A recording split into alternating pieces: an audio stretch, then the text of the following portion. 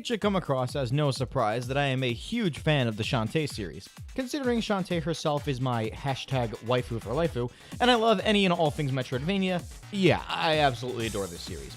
Having played through all 4 of Shantae's previous adventures, I couldn't wait to get my hands on Shantae and the Seven Sirens when it released on September 19th. Oh. Well, alright then, it shouldn't be too long before it comes to consoles. Okay, so finally, the game released on home consoles, and I was so damn excited to play it. So, what did I think? Well, let's find out as we take a look at Shantae and the Seven Sirens.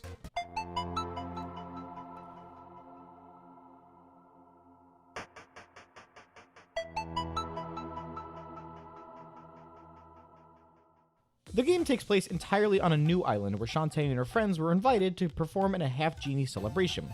Here, Shantae meets some fellow half-genies. There's Harmony, the very first half-genie and the strongest half-genie, who has a cool and badass demeanor and acts as a leader to the rest of the group, making her easily my favorite of the bunch. There's Vera, who's native to the island and specializes in nature. There's Plink, who is fucking adorable and a seer and has the ability to see invisible objects. There's Zapple, who is kind of an edgelord and specializes in electricity magic. And then there's so incredibly obviously Roddy Tops in disguise, but for now, let's just call her fill in the blank. So after meeting her new half-genie friends, Shantae and the gals get ready to perform the show, but tragedy strikes as all the half-genies except for Shantae mysteriously disappear, and now it's up to Shantae to venture out and rescue her new friends, all the while discovering an ancient underwater city ruled by, you guessed it, the Seven Sirens. And that's the setup to the game. More on the story later, so for now, let's focus on gameplay.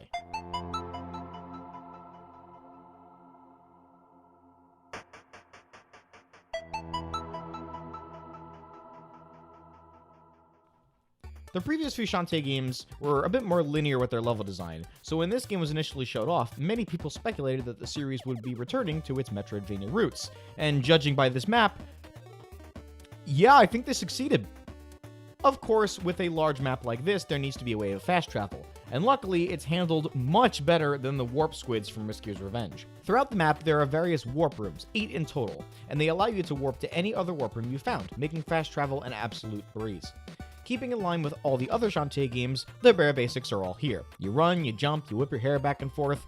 Yep, it's Shantae alright. As per usual, we can buy some extra magic and items. Making their return is the classic fireball, the pike balls, and the bubbles, but no storm puffs. I guess they realized how ridiculously overpowered it was in Half Genie Hero.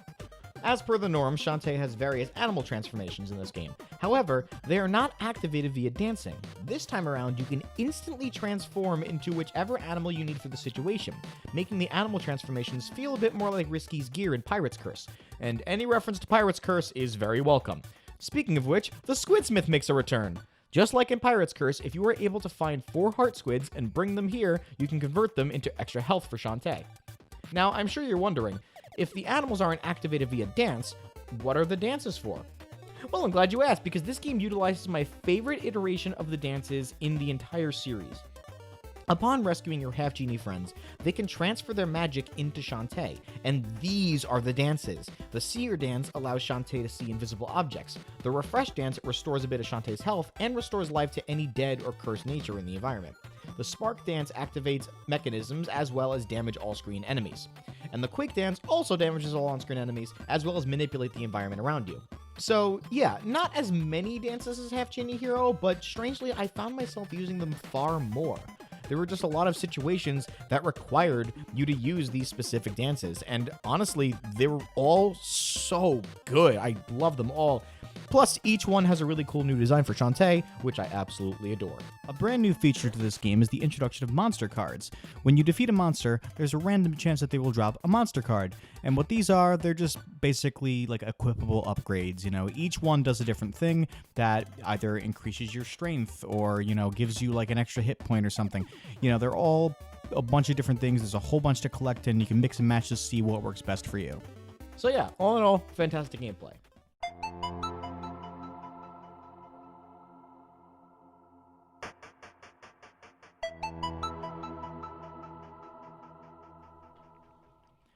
Oh man, where do I begin? The game runs on the same engine as Half Genie Hero, so all the character sprites are the same. However, the icons when they appear in Convo get a massive upgrade. I absolutely adore this art style. And speaking of art style, the game features fully voiced anime cutscenes, and god damn it made me really want a Shantae anime. The opening animation in particular looks absolutely fantastic, as it should, since it was animated by the legendary animation studio Trigger, who you may recognize from some of their more famous works. As always with Shantae games, the music is absolutely fantastic. This is the first game in the series to not be composed by Jake Kaufman.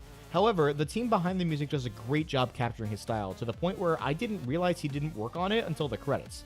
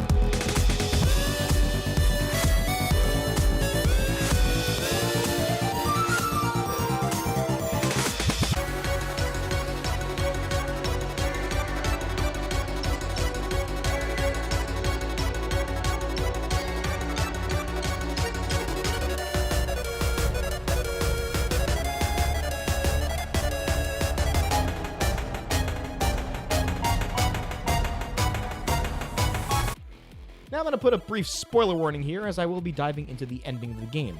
So if you'd like to avoid spoilers, skip to this time here. Okay, here we go.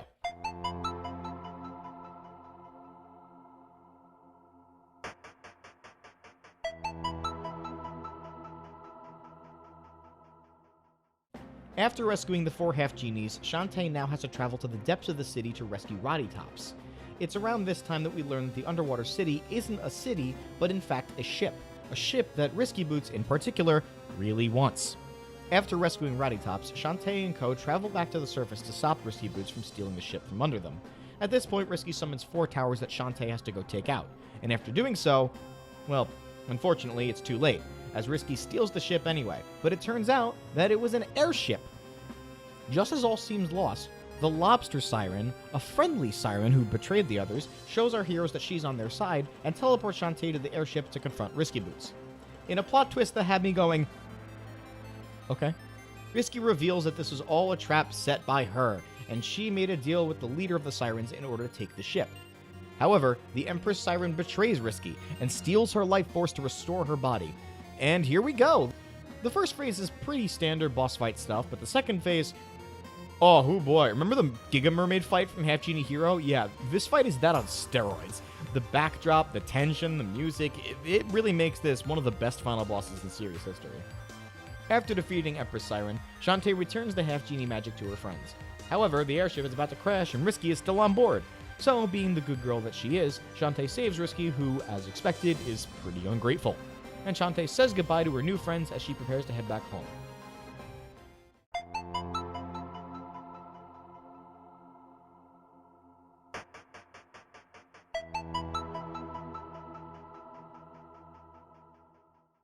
So yeah, that was Shantae and the Seven Sirens. Overall, I loved it. There are a lot of things here that really improved since Half Genie Hero. Traversing one big island as opposed to level-to-level progression is something I've really missed, and I'm glad that they brought it back. The animal transformations are all utilized here incredibly well, and the dances are by far the best they've ever been. While some fan-favorite characters didn't make an appearance, they do introduce a plethora of new faces, all of which are extremely likable characters. In the end, this game blew expectations for me, and while it may not have beat out Pirate's Curse, this definitely earns its spot as my second favorite game in the series. Definitely pick this up, I can't recommend it enough. So hey, thanks for watching. If you like this video, leave a like. If you want to see more from me, click that subscribe button. It'd help me out a lot and I'd really appreciate it. Thanks again, and I'll see you next time.